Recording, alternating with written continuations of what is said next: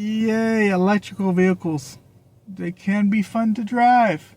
But there's a big, large, robust but in this situation. But the charging time, the charging costs, the effective charging on society, the effective charging on other drivers is just delicioso, if you will. I've had situations when I got like the first electrical vehicle that I ever drove. It took me about 5 different tries to find a charger that worked. In the beginning, I was thinking maybe there was like 1 or 2 charging options, charging plugs. And, technically speaking, that'll be true, right? There's like 2 main plugs that you'll have. You'll have the, Tesla one, and you'll have the one that like all the other cars use. But there is an additional plug that I believe is an earlier style plug that they used to use on a lot of cars. It's like this real thick one. It's almost like a lot of the plugs back in the days for TVs were these thick, robust plugging situations. But now you have, it's like a 3-pin, and then it has like the 2 larger pins on the bottom for the fast charging situation. Just a little bit thicker gauge action right there. But I will say, I thought in my mind before I got an electrical vehicle working that it would be quicker to charge. But no, you can spend a large majority of a day or evening just, getting this electricity where it goes. It would be interesting to open up like a 30 plus charging station, where it has 30 places for cars to charge. Because on a good afternoon, a good even morning, you can see that these charging stations have, 4 plugs that are taken up, or 4 charging stations that are taken up, and then you have a good line of cars. At the one near Arizona Mills Mall, you can see a line of maybe 2 or 4 cars there. And though that doesn't seem substantial, seems arbitrary that there would be like 2 cars there, the line moves maybe 15 to 20 minutes. So you're sitting there for a little bit.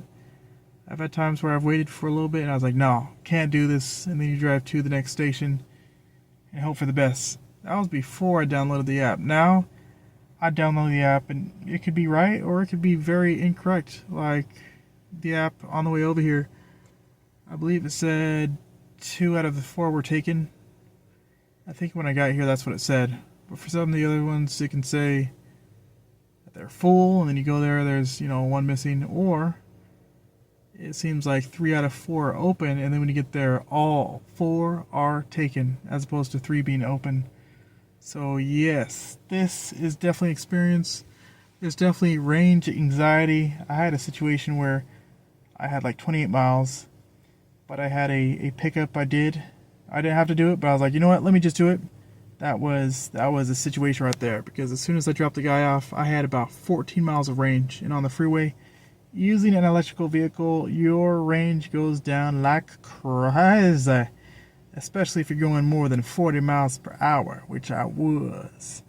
So I dropped this guy off, then I had 14 miles of range, but ironically, the distance from myself to the charging station was 14 miles exactly.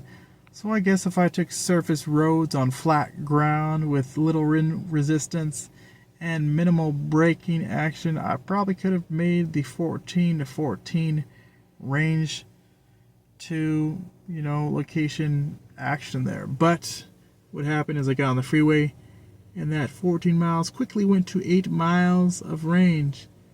And then it said propulsion reduction on the screen. And then I remember it not being as reactive. Like when you charge a battery full like that, you put your foot down a little bit and it's like, whoop, whoop, whoop, it goes. But with the propulsion reduction, it's like, oh, okay, we're slowing down here. So I was like, you know what? I'm not going to risk it being on the freeway, having little power. So I got off at exit 8.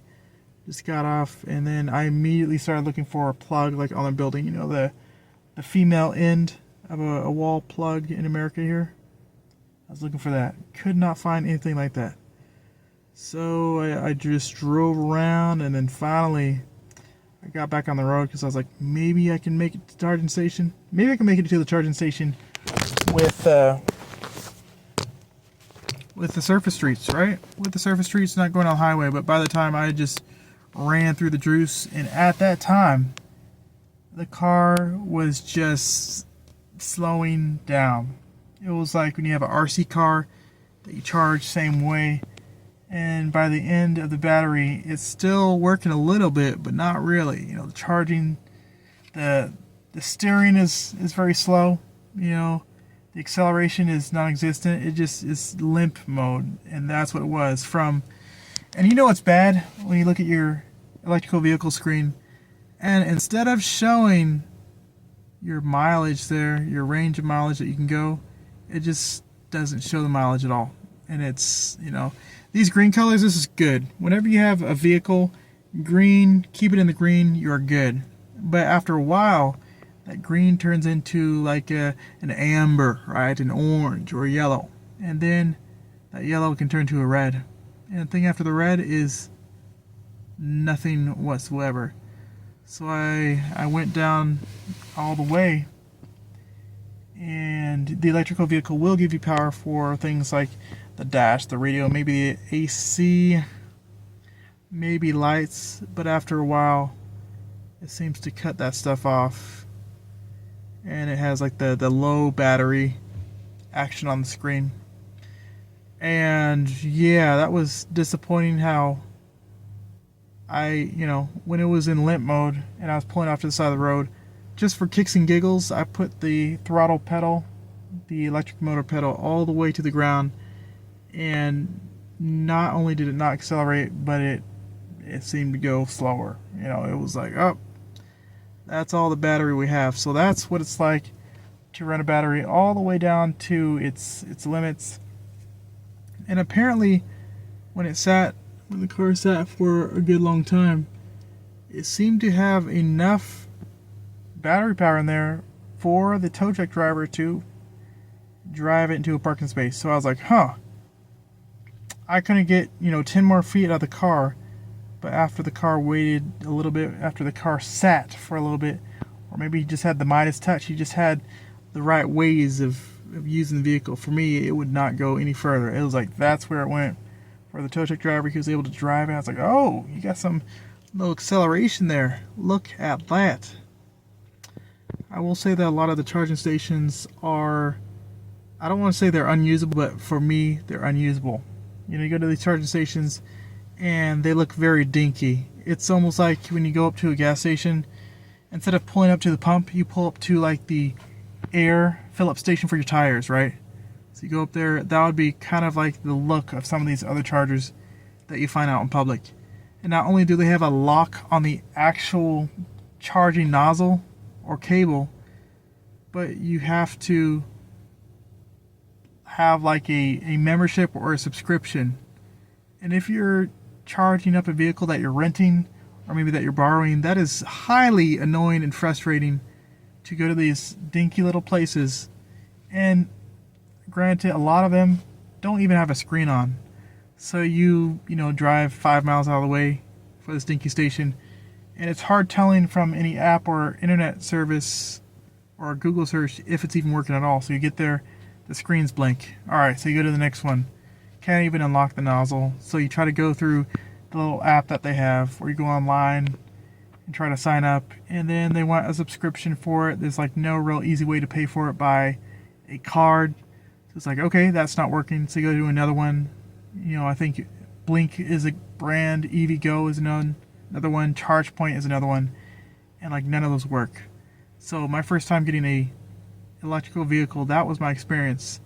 I went on Google or in the app, or even on the screen of the electrical vehicle. Some of these will tell you the locations of a lot of the charging stations. So you go there and you go to these charging stations, and 3 of them are not working or are out of service, from high usage. And you go to another one which claims that it's free charging, but it's filled, because a lot of these places, they were thinking that maybe electrical vehicles would not catch on, that no one would want these crazy electrical vehicles. Who's doing that? Now it seems like, a good probably quarter of the cars that you see on the road are electrical, and maybe even more than that. So you go to these places and they're overloaded with people just waiting, or you have like one space at a library that's taken up, or you have a couple places at an airport or a mall that are completely taken. The Tesla people, they seem to know a little bit better what's happening. They have a sense of, that thing. So there was a mall in Florida that had like maybe no less than 30 charging stations in a parking garage. I was like, hallelujah. And even that would get crowded, As soon as one car leaves, another car goes in. But some of these other charging stations, maybe the pockets aren't so deep. So they have maybe 1, 2, maybe 7 charging stations. What I don't understand about the Electrify America, which seems to be one of the better brands serving these electrical vehicles market, is that you'll have 2 plugs on a charging station, and one may be the same. The 2 may be the same, or one may be different. But here's the thing: you can like only use one plug at one time, right? It's not like you can plug 2 cars into one at a time. There's sometimes at Walmart where you have, the parking spaces, so you can technically pull in to the plug from the other side. You have the place where you park for the plugging thing, but then you go on the other side, and sometimes there's room to like plug another one in. You can't plug 2 cars in, or if you try and push any buttons, it'll like stop the other car's charging situation.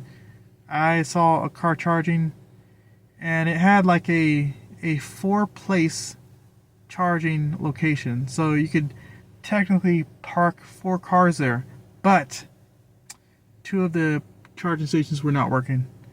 So you had these 2 cars that were parked on the outside, and then you had all the space in the middle for 2 cars to technically park and charge. But those charging stations were not working. It was like 1 and 4 were working, 2 and 3 out of service, right? Like it must have been like a cable thing. There are occasions where you can see that something's not working. It'll say like available on the map or in the app, but when you go there, it's like offline. It's like the screen's not working. You plug it into your car multiple times, it's not working. So what I do in that situation is I just call Electrify America, because typically they are the ones that have the working stations where you can just like roll up, plug it in, pay with your credit card, and then either wait in your car or dip out. But so yeah, there's a lot of situations where I would call Electrify America and give them the station number. For instance, it's next to the QR code, so you just say like 210-199-02. So that's like the station number or location, and then that's the charging port.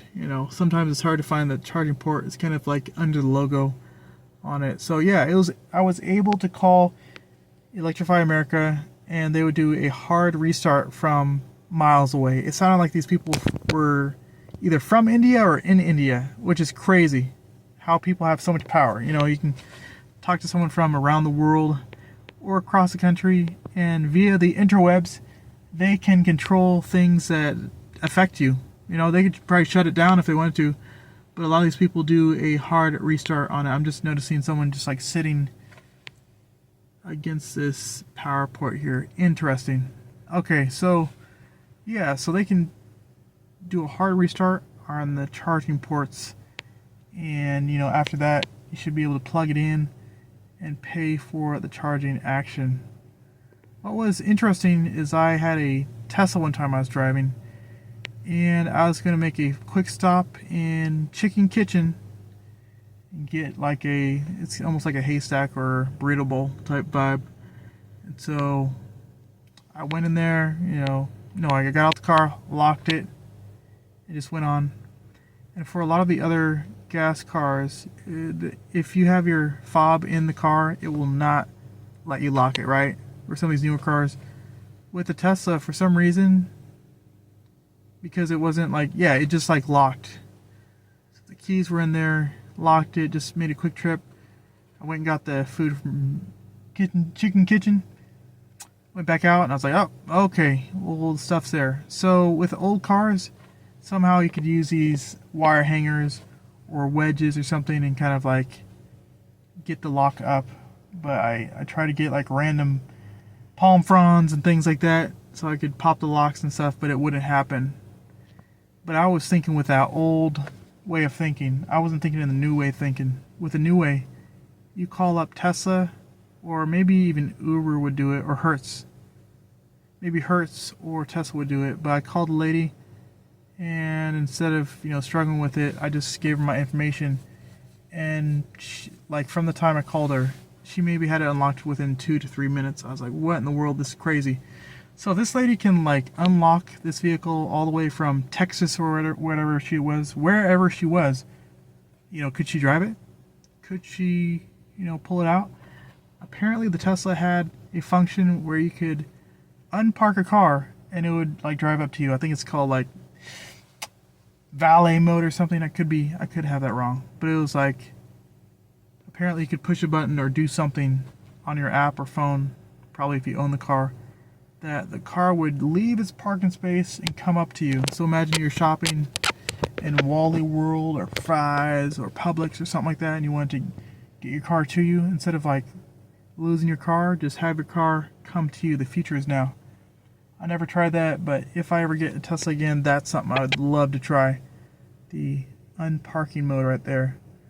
But something I did try with or without people in the car was the self-driving mode. And it was in the beta stage, because if you don't pay for the full self-driving mode package, you just get the basic package, which will get you into all kinds of situations. I've had the car try to run red lights, try to blow through stop signs, go normal driving speed over train tracks. And for a lot of train tracks or bumps in the road, people slow down for that. Otherwise, you may like jump the tracks or come off the shocks at least. So that's what happened to me.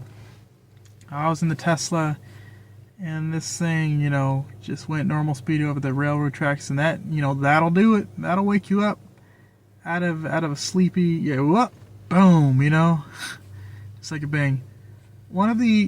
It's not one of the most amusing things that happened, but it kind of brings a smile to my eyes and a sparkle to my smile, when I think about it in retrospect. But there was this person that was about to cross the road. They were kind of halfway into the intersection, kind of in the walking lane there, but they had a bike. And so when the Tesla's in driving mode, when it's doing its self-driving thing, it is very sensitive to anything that's in a trajectory to your location. So if there's people along the side, it may slow down. If there's police lights or something like that, it will do, a braking maneuver or slowing down or something like that. In this situation, I was in the right lane, crossing an intersection. I was in the right or left lane. So I think I was in the left lane, closest to this person that was pausing as they walked across the street.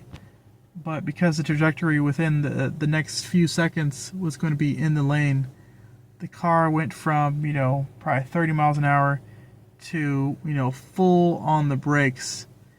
And I was monitoring it, but I did not have my foot on the brakes, because I knew as a driver, as the one monitoring, that, the biker would not hit us. The biker was slowing down and stopping, but the car took this as a threat from a bogey and went from 30 miles an hour to about like 0. It slammed on the brakes. So I had 2 passengers in the back, which were, in full what the for, what is going on mode. And that'll do it. That'll wake them up. So that was just a situation where I was like, wow, that's special. It's almost like these phantom braking moments, which I didn't understand. It's almost like when you're driving behind someone on the freeway, going at a pretty good clip, and you can tell that there's not really stuff around to hit, not really many cars, no one close enough in front of them that they need to brake, but they do just like either brake check you or they just get on the brakes, and it's like, ooh, what are you doing? The car would do stuff like that. It would just brake check out of nowhere. And if there's no one behind you and, no one's close enough to hit you, it's all good. But if someone's behind you and you're in self-driving mode, meaning the car is driving and it just brakes out of nowhere, not only is it not necessarily safe, But for the person behind you, if they're not paying attention, that's like right in your back, right in the back of you. So yeah, I've had phantom braking situations like, whoa, what are you doing? There's nothing in front of you that you could hit. Maybe it's something hitting the camera in the front, or a bug, or dust, or something like that. Yeah, the Tesla, a lot of things about the Tesla were very interesting. Especially having those cameras under the side mirrors, and in the license plate there in the back, and also the one that was in front of the rear view mirror, facing forward. Having that type of knowledge or extra set of eyes was interesting, kind of cool. And there was this one time where a guy pulled out behind like an electrical box and pulled out right in front of me. And within seconds, I was like swerving across a lane so I could avoid this guy. It was kind of cool to review the footage later because it had the guy, pulling out on the front camera, and it also had like the near miss on the side camera, and of course on the back camera you see the lane, the car in like the number one lane, the lane closest to the left lanes over there, and on the rear camera you also see the truck limping out, not limping out, but just coming out, either aggressively or gingerly, whatever the truck did. And also the camera was interesting because you'd have yourself on camera approaching the car. It's like it didn't differentiate, didn't discriminate whether you were a robber, a thief, or a interesting person. It was just filming, anything went, everything went. I think that this car right here, this electrical car, has a camera inside, but there's not really any good way to access the tape, It's kind of like a self-sustaining camera, although it does have a cord that goes, I think they wrapped it around on the inside of the A-frame, and so it goes down to power by, the 12-volt car charger right there, car charging thing. So yeah, covered the woes of charging with an electrical vehicle. So that's interesting right there. Very interesting. First of all, finding a location that you can charge that's close by. A lot of these are on the outside of the cities in some of these nicer areas. If you want to find a charging station at a Walmart in the hood, good luck. Good luck with that. If you want to find something in the hood. Alright, looks like this person is just like sitting here smoking next to the charging transformers for these electrical cars. I don't know what you call it. Yeah, so you've heard about the woes of charging, finding a place. When you get there, hopefully the charging station looks open, or is not broken down. So you have like the physical charging cables, which can be bent, destroyed, worn off. You also have like the software, which on a lot of these screens, if someone does something funky or if it hasn't had an update, it will pause. It'll look everything's peachy keen and everything's good, but when you actually get down to it, it's like there's like a bug in the system. And hopefully it's something that you can just like call it in and a lady can reset it. Otherwise, it's like one of those things that just sits there. You have the charging system just duping people, right? They go up, they're like, oh, the screen looks good. It says plug in first. It has the ready green mark right there. It's like, okay, we're about to get all kinds of juice, all kinds of charge, and then you plug it in and you're like, huh, is the car the issue? Is the car the issue? Is the plug the issue? And when it comes down to it, it's just a computer system. I had a scary moment when I, after a long day, I go home, I plug the car in, and the indicator on the plug that's next to the wall, it lights up, right? It maybe lights up blue just to show you that it's plugged in, and then after a second it goes to an orange color. I'm like, oh, that's different. And of course it's saying that like the plug doesn't work or something. So whenever you see that, like the amber, just plug everything back in, because there's like two pieces. There's like the wall plug for the home charger, and then there's the box that plugs into that wall plug that goes to the cable that goes to the car. So if those two pieces are not connected properly all the way, those pins are, wow, that's why we have tripods. Yeah, so if you don't have those two pieces plugged together all the way tightly, there's no power going from the wall to the plug to the cable and into your car. So that was scary for a second. I was like, oh, did this plug stop working? Did something break in the car charging port? But no, it wasn't plugged in all the way. I will say that these electrical vehicles go through charging very quickly, especially if you have the radio on, the AC on, if you're putting your foot pedal to the metal type vibes, When I drive, I have a kind of like a Samsung Galaxy tablet that's plugged in, my phone. I have these two extra cables. That's a USB-C and also an iPhone 14 style charger. I forget what they call those chargers. Apple has changed their plugs, quite a bit. So it's, what are they going to come up with next? I think on the US, on the Apple 15 Pro Max, I believe it's a USB-C style. But who knows what they'll do now? Besides taking off the 3.5 millimeter audio plug, That was crazy because, in my old car I had an aux cord, so I was like, hey, what do you want to play? Here's the aux cord. Here's the aux. They're like, no. Do you have Apple Play or, Bluetooth? It's like, no. We don't have that over here. What else do you want? Type vibes. So, yeah. Talked about the charging woes of trying to find a charging place. Finding a lot of these places are not working. And when you want to charge, you can almost guarantee there's other people that want to charge at the same time. I don't want to charge right now, right? It's nighttime, stuff like that. But this is when it's not crowded.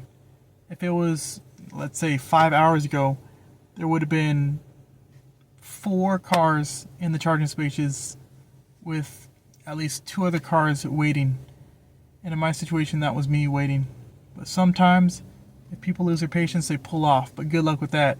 Especially around Arizona Mills Mall. Over there, it's just like a great location, almost in the middle of Phoenix Metro. So it's like a lot of people go to the mall there. They do the shopping, they eat their food. And while they do that, they can charge their vehicle. And also, if someone runs out of vehicle power, it's like a nice place to get towed to. Plenty of land to like pull around for the tow truck drivers, and you can charge it and go, and you can charge it and get what you need to get as far as food and stuff. It's very convenient, right next to the freeway. This is a little bit further from the freeway, kind of out here south and west of the city, so it's kind of far out there, close to the nicer areas. But it's a nicer place because a lot of people don't want to drive out here, right? They'll go to the casinos, they'll go to, maybe north. What I've noticed is a lot of the north ones are like completely out of order. It's like you go to the map, it's like they're completely off the map. It's like, what? And there's one time where in the app or on the website, it shows that it's available, not in use, and you go there, and of course the parking lot is under construction, right? They're repaving it or something, so they have like the streamers, separating it. They have various cart receptacles that are blocking the way, so even if you wanted to, it's just like too far to even plug it in. So when I go for a plug, I at least leave 50 miles of range to do that. When I didn't leave 50 miles of range before I started charging, bad things happen. It's like you go to one charging place, it's not working. Go to another one, it's filled. I guess you could wait 2 or 3 hours if you needed to for the people to charge, and 2 or 3 hours is a stretch, right? A lot of people will get their 20 minutes of charge, their 80 miles distance, and then maybe go home or continue the road trip or whatever they do. But for the Uber or Lyft drivers, they're probably sitting there a little bit longer because it's not as efficient to charge to 100 miles, do a couple trips, come back, It's like you're spending a lot more time doing that. It's almost good to just charge before you have to do something and then go ahead and do it. Go ahead and get on to doing it like that. Also, so we talked about the other stuff. I won't kick the dead horse on that. But the other thing is the range anxiety with these electrical cars, right? So what you see advertised online or on the car may be what you get, right? It may be all the energy and power that you get. Or, if you're like in my situation, the range that is advertised may not be the range that you actually get, right? Depending on many factors, right? The environment outside. Is it hot? Is it cold? Is it hilly? Is it flat? What's the weather like? How is that affecting the climate inside? Are you using AC? Are you using heat? Are you using any electrical for your environmental systems? How are your tires? How are you driving? Is it pedal to the metal? Or are you coasting a lot of the time? Radio usage? Volume all the way up? Bass bumping? City of Compton? How many accessories do you have plugged in? Things of that sort. Windows down, windows up. That's the way we like to drive. Yeah, all kinds of things like that. So range anxiety. So what you have displayed on your car may not be what you actually get. And do not cut it close with these electrical vehicles. Maybe with the Tesla, it will give you extra something. I'm not saying it does, but maybe in that you have an extra battery, dual motor. Maybe it's more efficient. But for some of these single motor vehicles, what you get on the screen may not be what you get. It's like, oh, I have 14 miles. I can definitely make it home on these highways or these, street roads, these residential areas. But then when it comes down to it, it's like, oh, that's not 14 miles. That's 0 miles. Uh-oh, I'm stuck. 5 hours later, finally making it home, So give yourself a cushion. With gasoline, it's almost like there's some fumes in there. If you're running on fumes, you can almost make it. Not here. There's no gasoline in this thing. The hybrids almost seem like the better option. It's like the best of both worlds, right? Maybe you have the boost of the electrical motor, the acceleration, the torque, but then you have the reliability and ease and quickness of buying gasoline from a gas station and being up and out of there within 7.5 minutes. Like, ooh, that is delicious. I wish I could do that with this. So people ask, how long does it take to charge? You could probably charge to 80% with, 30 minutes of time, 25 minutes, depending on what you want. But if you're trying to get full, it seems like to the 80% mark, it could take like 45 minutes from zero battery, right?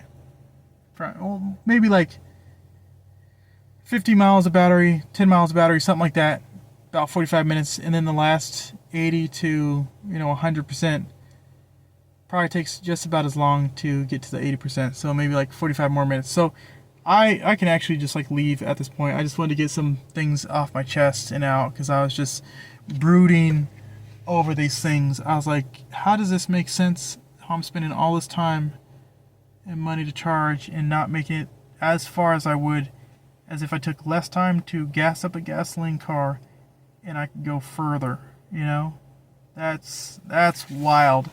And then when you get to these places, you have a lot of other stressed out people because they're having trouble, getting their range or finding places to charge, or it's taking them a long time to charge as well. So you just have all these, unhappy, upset, tired people, waiting in line to charge.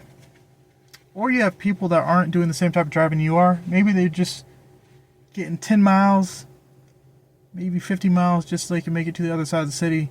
And here you are charging so you can get some trips done, put in your 250 miles a day, and then you have people, breathing down your neck, or either checking your charging station, walking around, giving you those either aggressive or passive aggressive body language, shaking their head at you, huffing and puffing, and things like that. It's just, yeah, it's like when people are in line and they're communicating and talking to each other like nice, civil, respectful adults, it just makes it all wonderful for everyone else. But when you have people just huffing and puffing, not really communicating with words, but just communicating through body language, this kind of stuff, it makes it for a less enjoyable experience. One case in point was this one time I was charging, and I was on the outside. A lot of these places,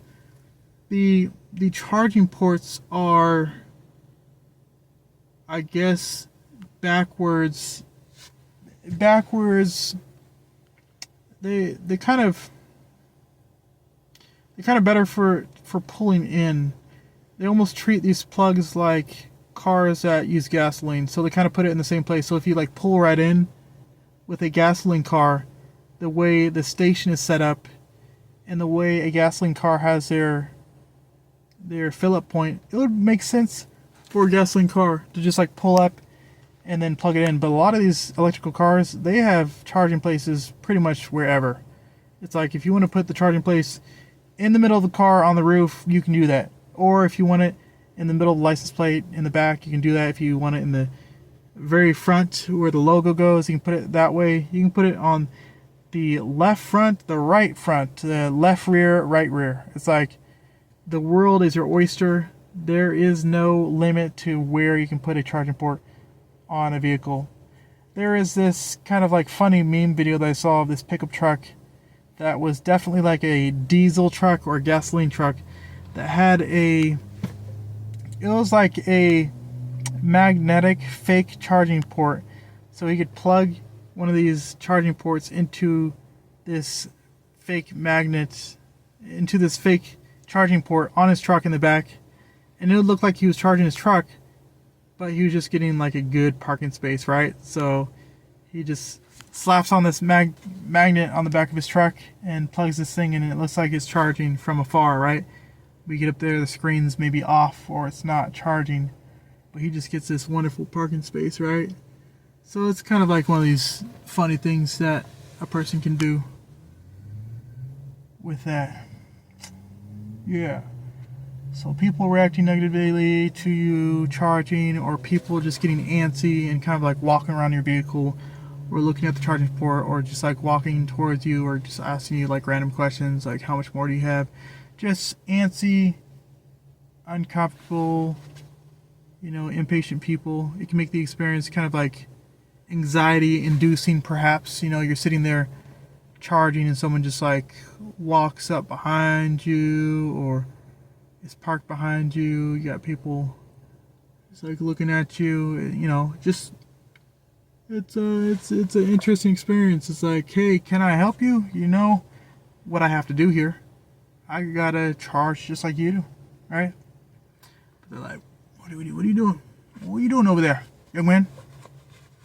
Almost makes a brother uncomfortable. Just have people standing around looking, standing around judging you for all kinds of good reasons. Ooh, just makes a brother hot thinking about it. Yes. Alright, so I've charged enough here. I'm not going to take much more of your time here. I just want to get that stuff off my chest about the woes of finding a place, right? The woes of like, does it work? The woes of the range anxiety, and why are people, round me outside. Gas cars seem to be the future unless something better is on the way. Perhaps cars that are built off of hydrogen, right? Cars that run on hydrogen, or cars that take the energy from solar or the ether. Perhaps 50 years down the line, that will be it. But as far as right now, with the infrastructure, with the way things are going, with the power, if the power goes down, if the power goes down, the electricity goes down, the grid goes down, the internet, what's everyone going to do with these electrical cars, right? It'll be a very large paperweight. Perhaps you can push it for weightlifting purposes. But yeah, it seems like gas is not going anywhere soon. And I could be very wrong, but it seems like, at least where I'm at and what I see, it seems like this is not making sense. Maybe it's by design. Like just in the movie Leave the World Behind, you have all kinds of crazy stuff happening with these electrical vehicles, these self-driving vehicles. If you haven't seen it, probably don't see it. You can see certain clips on YouTube, and it just kind of goes over what could happen if things go down. But we already saw some of that happen in, I think, parts of Arizona and LA, California, Los Angeles, California, with the grid going down, internet going down, not being able to pay for stuff, not being able to charge stuff. It's just like all kinds of not fun going on with that. But yeah, unless we somehow get more power and more stations from someplace, it's just inconvenient and frustrating to find charging places and the time it takes, and not fighting other people, but just being in line waiting for something, and you have like other people. If there's like a single line going to some of these places, it would make a lot more, maybe not sense, but it would just be more streamlined. But when you have just like a parking lot, you know, the charging stations, you have maybe people that jump the line or don't even know that there's a line there. Like I've done stuff like that before. It's like I see an open place and no one's moving towards it, so I'm gonna start moving, and someone's like, "Wait a minute, sir, I was in line. The line's back there." I was like, "Oh, mercy! All you guys were waiting for this." So maybe you'd be a little bit more efficient with the line, or quicker with it. But and oh man, I don't want to use this young lady's terms when she says what grinds my gears, but what burns out the clutch. What absolutely burns out the clutch? If you hear nothing more than this today, hear this, my people. Hear this. If you made it this far, this is some etiquette game for you. If you're not charging, if you're not charging and unplugged from the charging system, it would be interesting or difficult to charge without being plugged in. But if you're not plugged in and not charging, just drive out of the space. I was sitting here waiting in line at this very location about 6 hours ago, where there were these two cars that were just sitting in the spot, not plugged in, not charging. They had already charged. They were just chilling in the space.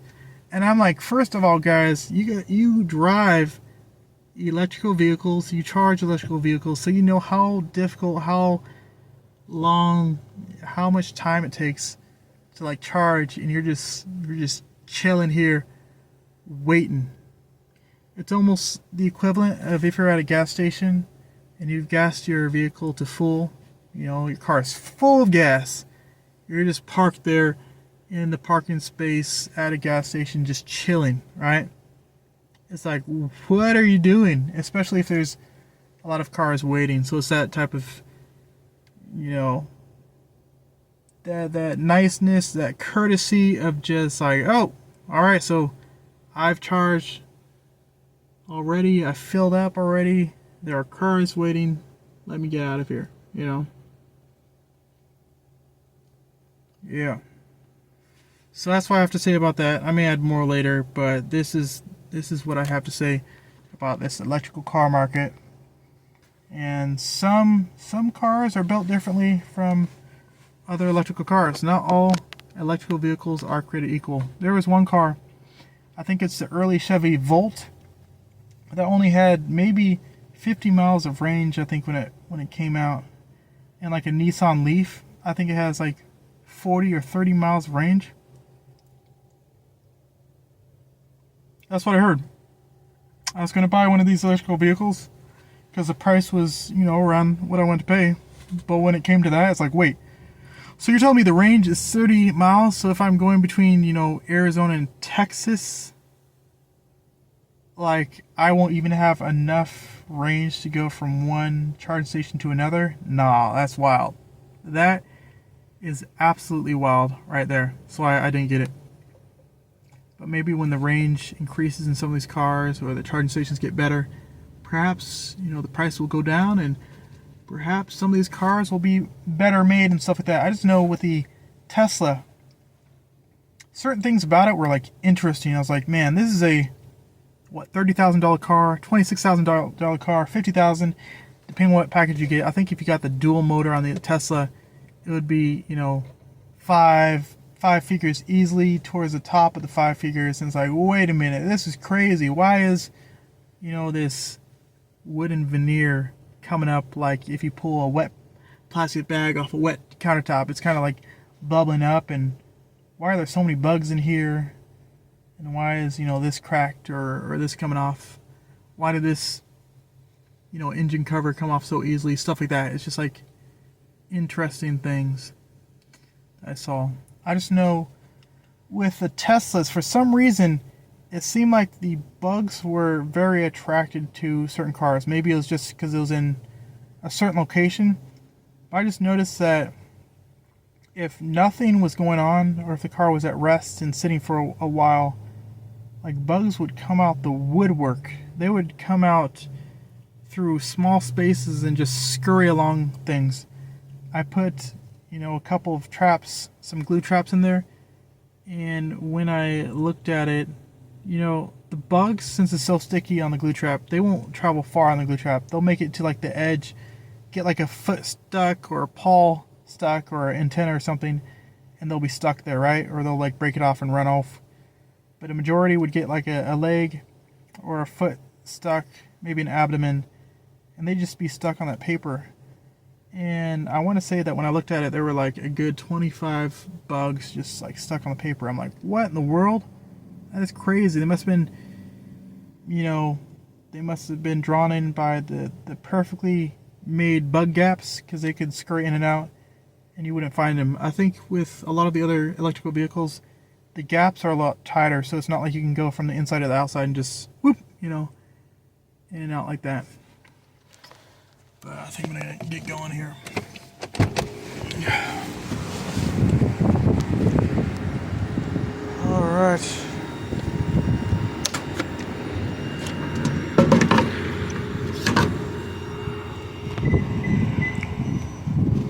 Oh, I do like the green color though.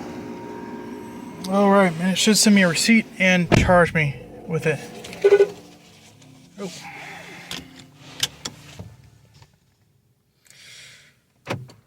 All right, so I think the highest it's going to go on this one is like 243, and here's my receipt there. It's probably going to be,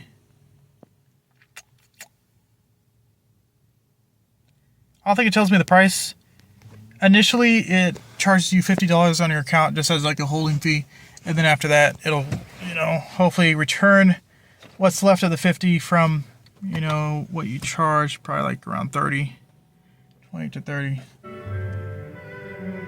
All right, so that is that, and as you can tell, there's another car relaxing there, chilling there, and off to the race.